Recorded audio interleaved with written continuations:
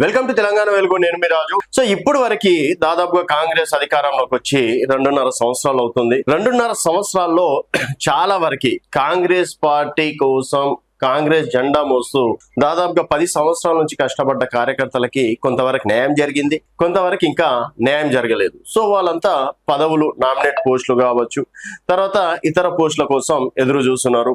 అందులో ప్రధాన కార్యదర్శులు ఉన్నారు, స్పోక్ పర్సన్లు ఉన్నారు, సీనియర్ నాయకులు ఉన్నారు. సో వాళ్ళు చెప్పి అంటే వాళ్ళని కలవడం, వీళ్ళని కలవడం, కలిసి అసలు ఈ పోస్టులు మనకు వస్తాయా లేవా, ఎందుకంటే ఇంకా ప్రభుత్వం ఉంది కేవలం 2.5 సంవత్సరాలు మాత్రమే. సరే మళ్ళీ గెలుస్తారా గెలవరా అనేది మనం ఇప్పుడు ఏం చెప్పలేము. అప్పుడు ఉన్నటువంటి రాజకీయ పరిస్థితులను బట్టి గెలిచిండు అనుకోండి కంటిన్యూ అవుతారు, ఓడిపోయిండు అనుకోండి మళ్ళీ మధ్యలోకి రావడం అనేది జరుగుతుంది.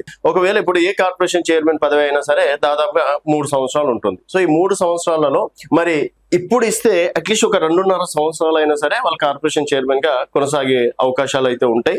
దానికి సంబంధించి కూడా ఒక గుడ్ న్యూస్ అని చెప్పేసి కూడా చెప్పుకోవచ్చు. సో నామినేట్ కొలిక్కి 1-2 రోజుల్లో ప్రకటించే సీఎం నివాసంలో రేవంత్ రెడ్డి, మహేష్ గౌడ్, మీనాక్షి నటరాజన్ చర్చలు జరుపుతున్నట్లు కూడా తెలుస్తుంది. సో మొత్తానికి మేలో ఒక గుడ్ న్యూస్ వచ్చే అవకాశాలు ఉన్నట్లు కూడా తెలుస్తుంది. దీనికోసం చాలా వరకు ఆశావాలు అయితే ఎదురు చూస్తున్నారు.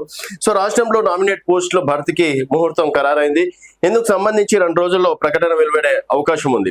సీఎం నివాసంలో బుధవారం సుదీర్ఘ సమావేశం నిర్వహించారు. ఇందులో ముఖ్యమంత్రి Revanth, party incharge Meenakshi Natarajan, TPCC chief Mahesh Kumar Goud దాదాపుగా 4 గంటల పాటు సమావేశమై వీటిపై నిర్ణయం తీసుకున్నట్లు తెలిసింది.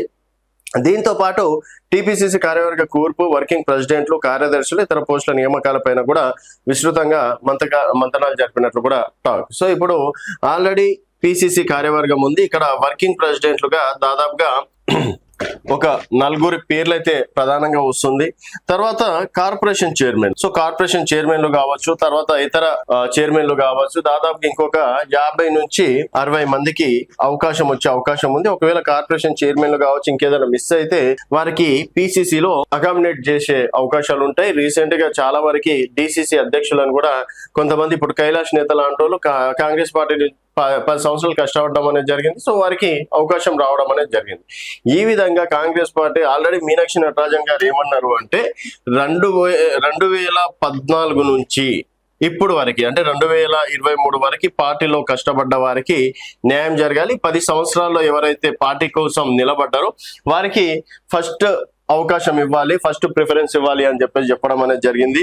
తర్వాత 2018 నుంచి 2023 వరకు ఎవరైతే ఉన్నారో వారికి సెకండ్ ప్రిఫరేషన్ ఇవ్వాలి. తర్వాత 2023 తర్వాత కాంగ్రెస్ పార్టీ గెలిచిన తర్వాత ఎవరైతే వచ్చిండ్రో వాళ్ళకి అంటే ఆ లీడర్లకు కూడా న్యాయం జరగాలి. కాబట్టి ఎన్నికల టైంలో XYZ ఒక నియోజకవర్గం ఉంది, అక్కడ మాజీ ఎమ్మెల్యేలో ఇంకెవరో ఆ టైంలో హామీ ఇస్తేనే వాళ్ళు రావడం అనేది జరుగుతుంది. అట్లీస్ట్ వాళ్ళకి పెద్దరికంగా ఒక కార్పొరేషన్ చైర్మన్, లేకపోతే ఇప్పుడు ఎమ్మెల్సీలు అంటే కుదరని పని అనుకోండి. సో కార్పొరేషన్ చైర్మన్లు అయితే వాళ్ళ చేతిలో పని కాబట్టి కార్పొరేషన్ చైర్మన్లు అయినా అవకాశం అనేది ఇవ్వాలి. లేకపోతే మళ్ళీ పార్టీకి ఎఫెక్ట్ అవుతుంది. ఆ రోజు కాంగ్రెస్ పార్టీ నమ్మి పార్టీలోకి వస్తే ఈ రోజు ఇంత అవమానిస్తారో అది అని చెప్పేసి, అందుకని చెప్పేసి వాళ్ళకి థర్డ్ ప్రిఫరెన్స్ ఇవ్వాలి అని చెప్పేసి కూడా భావిస్తున్నారు.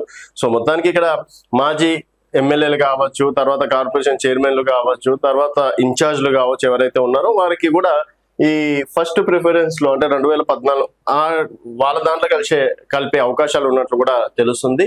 సో మొత్తానికి మరి ఆశావాహులకి ఒక శుభవార్త.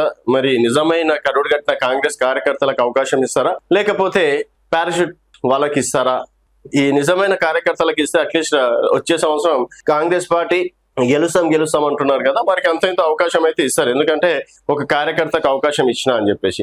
లేదు పారాషూట్లకే ఇస్తే డెఫినెట్ గా ఆ కార్యకర్తను ఏం కోరుకుంటాడు అంటే నాకు అవకాశం ఇవ్వలేదు, సో ఈ పార్టీని నేను గెలిపించి లాభం ఏంది అని చెప్పేసి ఉన్న పార్టీని ఓడించే అవకాశాలు ఉంటాయి. కాబట్టి మరి అధిష్టానం ఎలాంటి నిర్ణయం తీసుకుంటది అండ్ కష్టపడ్డ వాళ్ళకి న్యాయం చేకూరుతుందా లేదా అనేది వేచి చూడాల్సిన విషయం. చూస్తూనే ఉండండి తెలంగాణ వెలుగు.